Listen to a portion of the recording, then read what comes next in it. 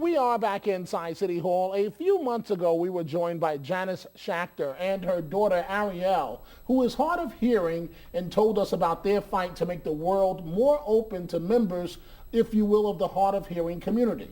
Well, this Friday, Janice and other mothers whose children are battling serious health issues are joining forces for an event called Fighter Mom Friday. We welcome back Janice and Ariel, along with 15-year-old Lacey Tompkins and her mother, Kathy. It's so nice to see the four of you tonight. And I have to say, Janice, since the last time we've seen you, you have appeared, we're looking at it there, in People magazine, a champion for the hard of hearing, along with your daughter, Ariel. And I want you two to stand by for just 1 second. And I want to start with you, Kathy. And tell me, first of all, what is this group all about? And tell me about your daughter, and we'll talk to her. Sure. On Friday, we're having a meeting to empower mothers with, for children with all diseases and all kinds of medical conditions. It's called Fighter Mom Friday. It was born out of a group of parents that have been fighting Lacey's disease, which is spinal muscular atrophy. So it was a grassroots movement, and we've been fundraising and helping do and advocating for our children for many years. And so we went and we partnered with the Toy Industry Foundation, who's sponsoring this event on Friday. And we've decided to invite moms from across all different diseases to come together and empower them really and teach them how to advocate for their children based on the work that we've done in the last decade. Now, Lacey, what school do you attend? The Chapin School. And are you proud of your mom? What do you think about your mom for taking on these battles, if you will, for yourself, but really for so many other young people? Well, my mother's truly a great inspiration to me because she allows me to see how I can become independent and how to advocate for myself as I grow older and to help myself get around and be able to live my life as happy as the way I want to. It's fantastic. And now I turn to you, Janice. And before I talk to you, I want to take a look at a motto, if you will, for your organization, in which it says, a fighter mom is any mom fighting any childhood health order, a health issue or disorder. A fighter mom is a mom who will go to the ends of the earth for her child. Now, I have to say, I met you at a function, and anyone that comes in contact with you, you are very, what's the exact word I want to, you're very good at making the case for the issue affecting your daughter and other children throughout the world. Why have you decided to be so active on this? I had no choice. As I had mentioned, we could live a socially isolated life. And if you live in New York, it's impossible not to go to the theater, the museums, go on a cruise ship, watch television, talk on a cell phone. And our life became isolated, and if the technology didn't exist, it would be one thing. But the technology did exist, and it was just a lack of understanding and ignorance. And I thought, well, this isn't that hard. When you have, bright children, how do you hold them back? The girls go to school together. And really? they're incredible girls. And how do you tell someone who's really smart, who's aware of what's going on? You can't go to the theater, you can't go to the movie, you can't talk on a cell phone?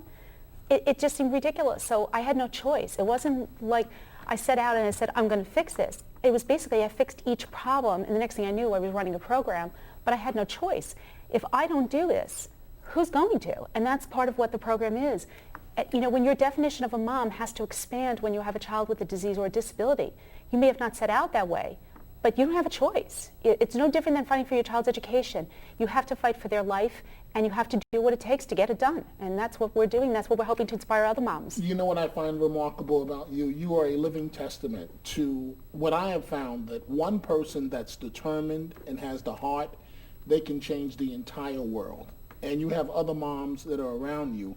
But I really don't think the audience understands. You have taken on, and before I continue with you, who is this cute little bear here? What is this bear?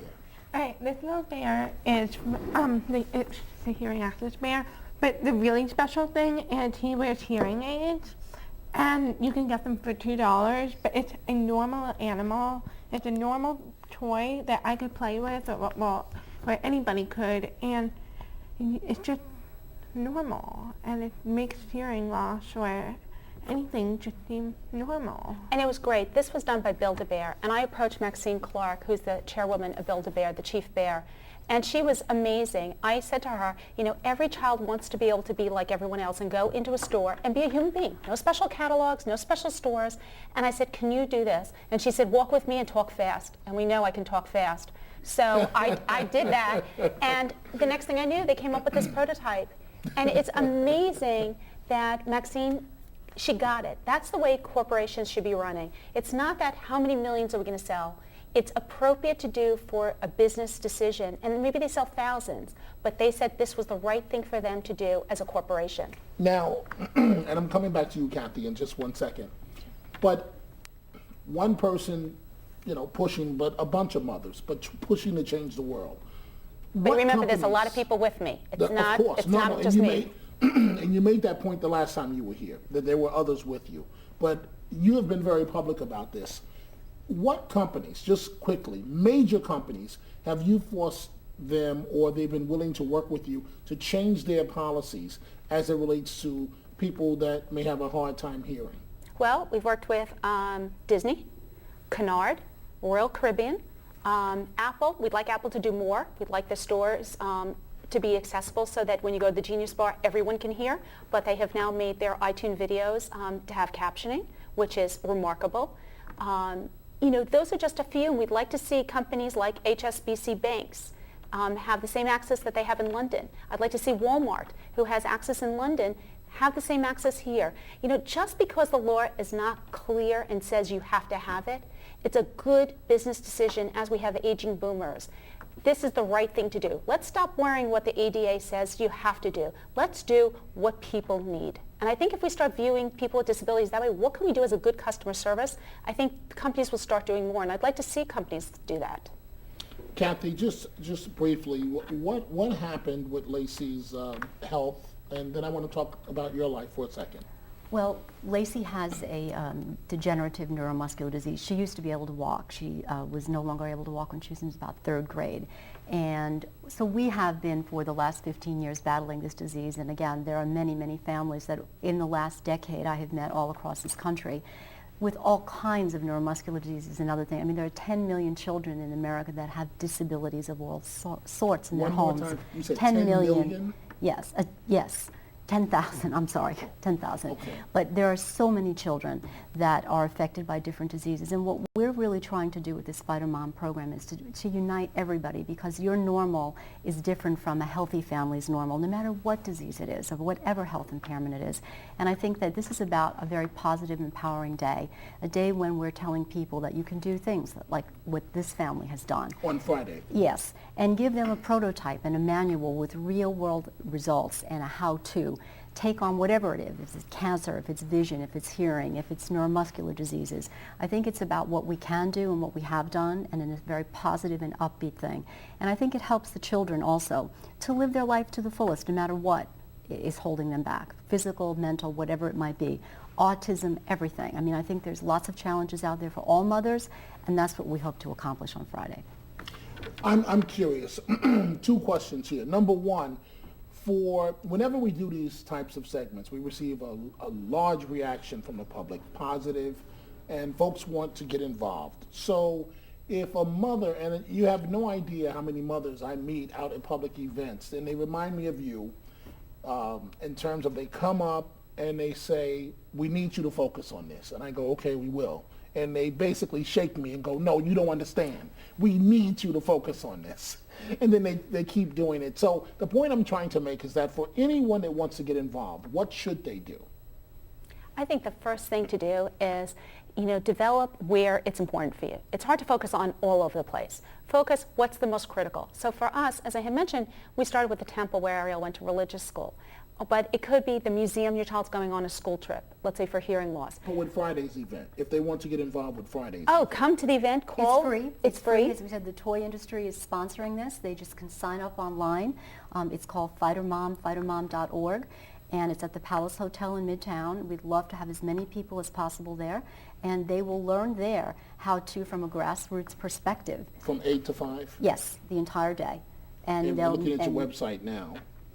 And what is going to happen on Friday? There'll be panelists from all different advocacy groups telling them the different steps to take, whether it's with education, whether it's your congressman, whatever it might be, with your school, with your landlord, whatever issues come up, telling you how you go and what steps you should do to strategize to accomplish some of the things we all will need to do. The second question I was going to ask, and then I'm going to turn to the young ladies. How will you be celebrating Sunday's Mother's Day? Your super moms? How will you celebrate Mother's Day? With our families, of course. Without a doubt, with the children. I mean, that's the best way. What does Mother's Day mean to you two young ladies? It's really a day to honor my mother, to really say thank you. You know what? You've really done so much great work for me. It's really just a day to give back to them. Breakfast, lunch, Yeah. dinner, in bed, maybe? Yeah. Yeah, it's a great way for me to show my mom how grateful I am for all that she does and for all the empowerment that she gives me throughout my life to do to help myself do what I want. When you say empowerment, what do you mean? What exactly does your mother give you in terms of spirit? She inspires me to try as hard as I can to fight for what I want to do and be. And I'm grateful to her and to all the mothers that are able to help their children accomplish their goals. So even like Ariel's mother and every mother out there who will attend Fighter Mom Friday. What is the biggest point that you ladies would like to get across to the public? I would like people to know that moms always think they can't do it, and people will always come up to me and say, I can't do this. But one of the things that I find, all moms are always juggling a hectic schedule. Between all the kids' activities, their own personal family, you're already managing all of this. And if you take those same skills that you apply to your family, of managing the family, keeping track of everything, you can take those same skills and apply this to affecting change. And that's what I'm going to be speaking about, how, the steps that you could do that. But see, you're making this, both of you, sound very simple. What makes a person go from, if you will, being a regular person to challenging a conglomerate company and forcing them to change their policies to make life easier for people? Loving your child. Very simple. Loving your child and seeing the potential in them and realizing that artificial barriers don't have to be there. And if you care about your child, you're not going to care about what people think about you. And you're going to push forward and realize the head of a corporation is just a person like you. And you start with a no, you have nothing to lose. And I just think there are so many possibilities, and the world is, children come with all different, aptitudes. And I think today, more than any other day, that we lived in with technology and everything available to us, you sit down, it of course changes your life, and you think about, what do we do now? What are the steps we have to take to get through this in a positive way? And it's step by step, milestone by milestone in their lives, from when they're children to when they're older, from the little babies. And it's not as difficult. What it requires passion, it requires commitment and organization. But I have met women all over this country there's no one with greater passion and conviction than a mom. And I think we can all say that. We all have moms. And you'll do anything and go to the ends of the earth, and it is easier today. There's so much available technologically to help us get across the message to so many people. You know what? Unfortunately, I'm out of time. But I would like to extend an invitation for the four of you to please come back in the very near future, because I would like to sit down and to fully discuss the organization, the challenges that you face, and obviously you've done a great job of knocking over those barriers to benefit thousands of people around the world. So thank you, and happy Mother's Day to both of you. And you young ladies, you're fantastic, and just keep going forward and don't ever let anybody stop you. Thank you so much. Thank you. And does the bear have a name? Oh, we just put the cup. Yeah. Oh, okay. Does the bear have a name? No, we should give him a name. I named him. What'd you name? Barry the hearing loss bear. Barry the hearing loss bear? I like that. Hi, Barry. If I don't wrap up the segment, our producers are going to kill me, so I do have to take a break. Ladies, again, thank you very much, Thank you. and happy Thank you. Mother's Day. We really hope you enjoy it. Young ladies, thank you, and good luck to you. It is now time for a break, and with Barry the Bear, I will be back with the results of tonight's Snap Poll. Don't go away.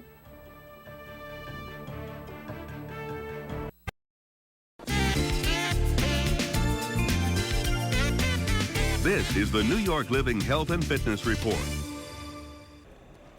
We live in a noisy town, and that makes it difficult for those with hearing problems to get around.